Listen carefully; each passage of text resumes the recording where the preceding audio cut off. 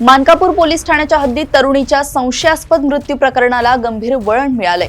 गोदनी मानकापूर येथील राजलक्ष्मी सोसायटीत राहणाऱ्या कुमारी प्राची हेमराज खापेकर हिचा मृत्यू सुरुवातीला आत्महत्येचा असल्याचं भासवण्यात आले होते।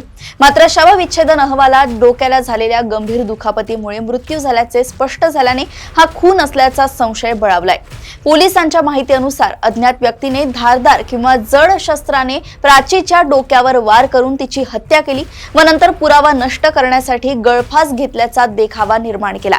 या प्रकरणी मानकापूर पोलीस ठाण्यात अज्ञात आरोपी विरुद्ध खुनाचा गुन्हा दाखल करण्यात आला असून पुढील तपास सुरू आहे। आमची मांग आहे की त्या पोरीनं सुसाईड नाही केलेलं आहे, तिचं मोठं झालेलं आहे, तर न्याय पाहिजे। आणि ती मुलगी तर ती होतीच होती,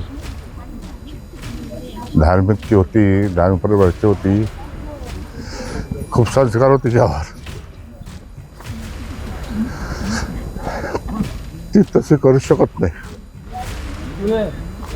त्यानं मग केलं तर सजा भेटायला पाहिजे।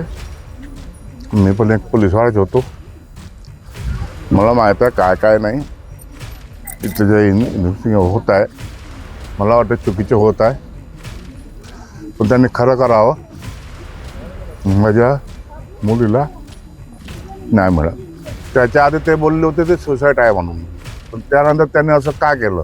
आम्ही सुरुवातीपासून बोलत होतो की हे मर्डर आहे, पण मान्य करतच नव्हते। पोस्टमॉर्टममध्ये काल त्यांनी डॉक्टरांनी पेशंट टाकला की आम्हाला ते वाटते मर्डर आहे म्हणून, त्या हिशोबाने त्यांनी मेडिकल केलेली आहे, ती रिपोर्ट यायचीच आहे। पण आता सगळे आलेले आहेत, ऑफिसर वगैरे सगळे काल पण येऊन गेलेले आहेत। जे पण करत असेल, मी पण एक वर्दीवालाच होतो, पण तिला न्याय मिळायला पाहिजे। मी तिच्या सगळं काका आहे।